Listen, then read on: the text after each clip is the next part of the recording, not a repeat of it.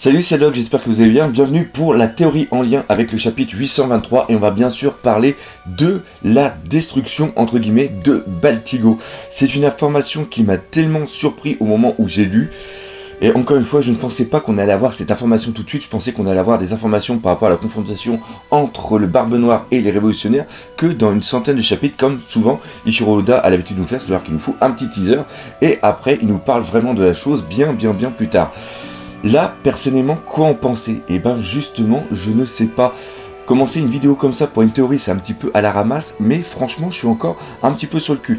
Donc j'ai essayé de trouver une certaine théorie, j'espère surtout qu'elle va vous plaire, et on va voir ça justement dans cette vidéo. Baltigo, mais bordel de merde, qu'est-ce qui s'est passé ?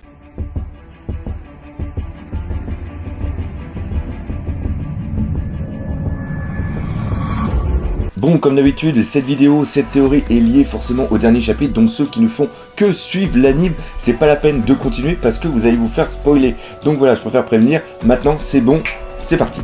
On va commencer par parler de cette île Baltigo. Baltigo est tout simplement une île où est le QG des révolutionnaires et on apprend dans le chapitre 823 que cette île existe depuis des milliers d'années et qu'il semblerait qu'elle ait un défaut magnétique car elle est absolument inlocalisable.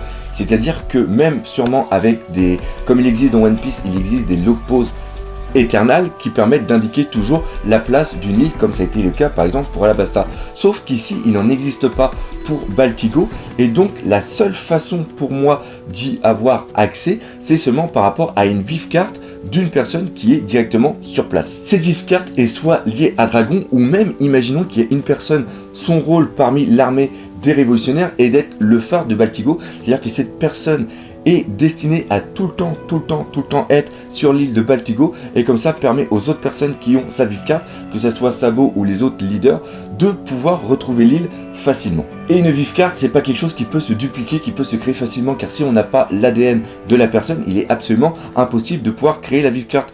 Et donc si un révolutionnaire un jour se fait attraper par soit le Cypher Pole ou alors carrément la marine, il peut brûler cette vive carte, contrairement par exemple à un log pose où là c'est plus quelque chose de magnétique qui est en jeu, c'est-à-dire que même s'il éclate, l'aiguille du log pose a toujours ce magnétisme et donc il est possible de la dupliquer. Et ça, pour moi, c'est un élément hyper important. On va reprendre Burgess. Burgess est quelqu'un de super grand, plusieurs mètres de haut, plusieurs centaines de kilos. Et sur le bateau des révolutionnaires, il y a Sabo, mais il y a surtout Koala. Et Koala est une personne très méticuleuse. Et elle n'a pas pu rester sur le bateau sans rien faire. Elle a voulu aussi voir, par exemple, les armes, parce qu'on sait qu'ils avaient repris les armes de Dressrosa. Et si le voyage avait duré plusieurs jours, c'est sûr et certain qu'elle aurait trouvé Burgess. Et on va aussi parler d'autre chose, c'est-à-dire que Burgess n'a pas le Zoan du rat, il peut pas se faufiler n'importe où, et il est aussi soumis, même si on est dans un manga, à des lois qui sont obligatoires, c'est-à-dire qu'il ne peut pas rester plusieurs jours sans boire et manger. Et encore une fois, une personne de cette capacité à aller dans les cuisines ou quelque part pour aller trouver quelque chose pour boire et pour manger aurait été totalement impossible. Et ça m'amène à la conclusion que le voyage entre Dressrosa et Baltigo a dû durer seulement que une journée ou deux. Alors je sais, certains me diront oui, mais on a appris que Burgess était justement sur l'île de Baltigo sur le chapitre 803 et le début du chapitre 803 commence justement par l'arrivée de Luffy au niveau de l'île de Zou, et on sait qu'il a mis 10 jours après les événements de Dressrosa pour aller jusqu'à l'île. Donc vu que le chapitre 803 commence par ça, on peut imaginer bien sûr que Burgess est arrivé aussi en même temps. C'est-à-dire que lui, il a mis 10 jours pour arriver jusqu'à l'île de Baltigo. Et là, je vous dirais non. Parce que même si on est dans un même chapitre, les événements qui sont présentés ne sont pas liés chronologiquement. Et ça, c'est dû au fait que Ichiro Oda a une certaine manière de nous narrer, de nous montrer les événements dans son manga. C'est-à-dire que quand il y a quelque chose qui est fait avec une certaine différence temporelle et qui est narré par quelqu'un, les cases sont entourées de noir. Il y a un petit balayage au niveau du noir qui montre justement que c'est une personne qui est en train de raconter à une autre personne des événements qui se sont passés, et les événements sont présentés selon les yeux de la personne. Or, quand c'est des événements qui sont pas liés chronologiquement, mais que c'est Ichiro Oda qui nous les raconte à travers le manga, il n'y a pas de carré noir tout autour.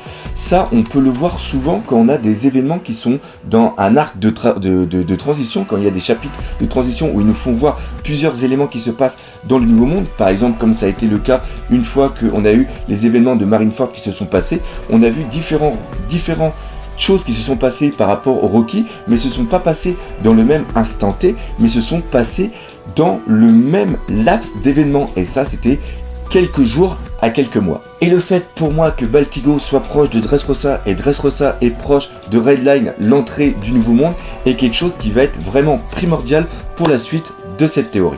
Et donc notre Burgess est maintenant sur Baltigo et Lafitte ainsi que Shiryu de la Pluie devaient le récupérer.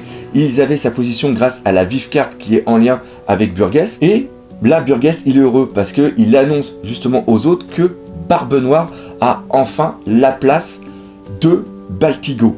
Et on s'imaginait tous, moi le premier, que justement Barbe Noire allait prendre sa flotte et allait latter la gueule à Dragon. Sauf que maintenant il y a un problème. On voit dans le chapitre 803 que Dragon demande à Koala d'appeler tous les autres leaders révolutionnaires pour faire une grande réunion.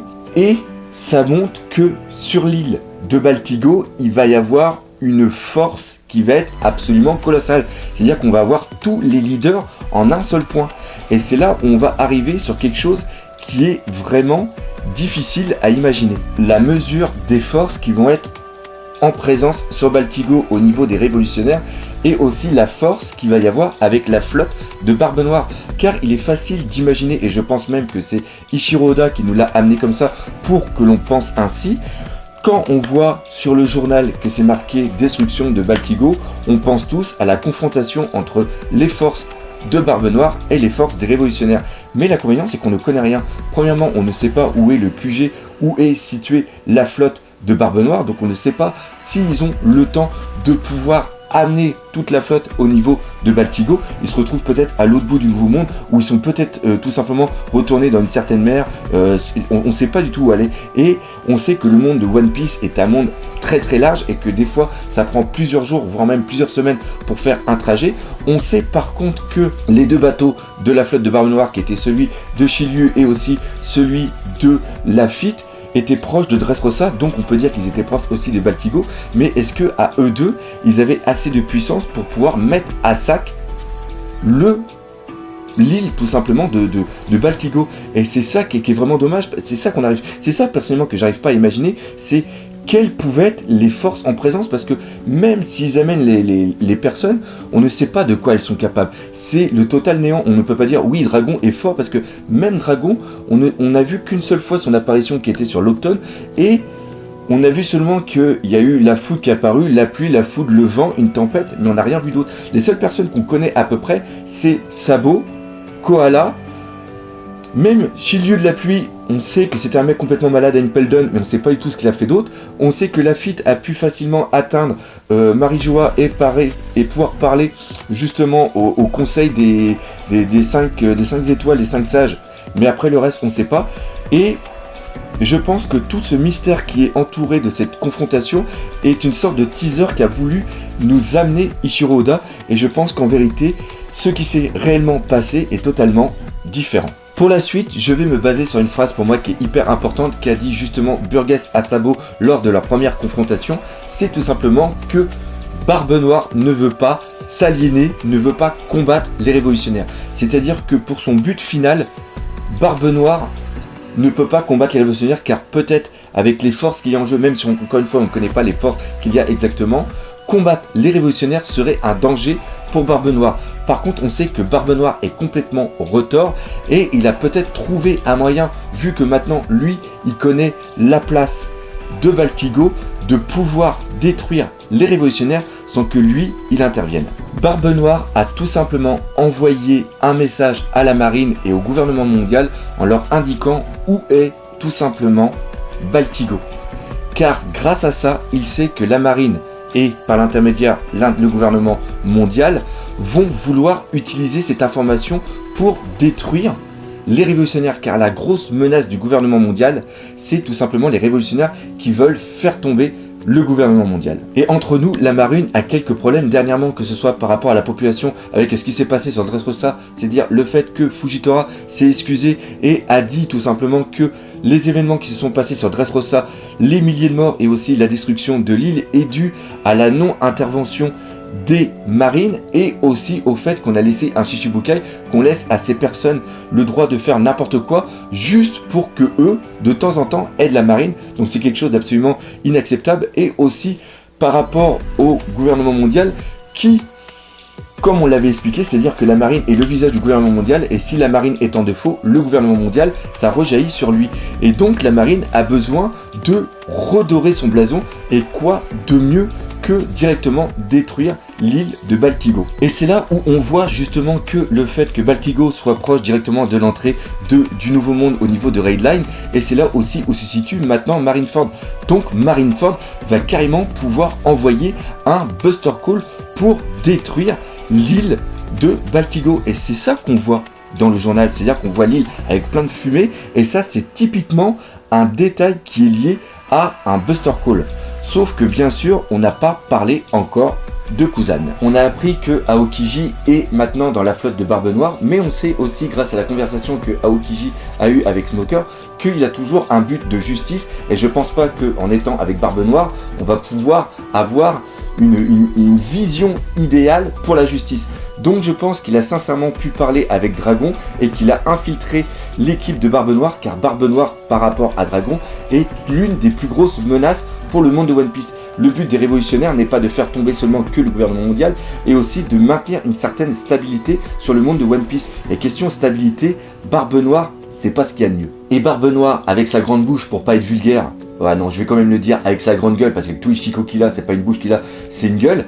Barbe Noire a dû se vanter de ça. Il a dû se vanter qu'il a donné des informations à la marine pour que, justement, tous les révolutionnaires soient détruits et que lui puisse faire ce qu'il veut. Et là, Aokiji a dû avoir l'information et l'a transmis directement à Dragon. Et on se doute bien que Dragon va pouvoir utiliser cette information, c'est-à-dire que le gouvernement mondial, et on le voit dans le journal vu qu'il y a le logo du gouvernement mondial qui est en haut, va transformer l'information, c'est-à-dire qu'il va dire que le QG des révolutionnaires a été détruit et donc que l'armée des révolutionnaires a été détruite. On sait que toutes les informations qu'il y a dans les journaux au niveau de One Piece ne sont pas la réalité, et d'un autre côté ça va permettre à Dragon de pouvoir, avec son armée, d'être sous les radars complètement et de pouvoir toujours continuer à faire leur petite guérilla contre le gouvernement mondial et pourquoi pas directement intervenir à la rêverie, car c'est sûr et certain que le gouvernement mondial va vouloir l'annoncer à la rêverie, dire que maintenant les révolutionnaires c'est du passé, que vous allez pouvoir être tranquille. Et là, ça peut franchement foutre la merde. Pour terminer, je dirais tout simplement que Ichiro Oda, comme à sa habitude, a voulu nous montrer quelque chose et que c'est totalement l'inverse qui s'est passé. C'est-à-dire que, à travers le fait qu'on ait Burgess qui soit sur l'île des révolutionnaires, on imaginait tous qu'il y aurait eu une confrontation et on espérait tous qu'il y ait une confrontation entre la flotte de Barbe Noire et aussi l'armée des révolutionnaires et qu'on puisse enfin voir cette armée en pleine action.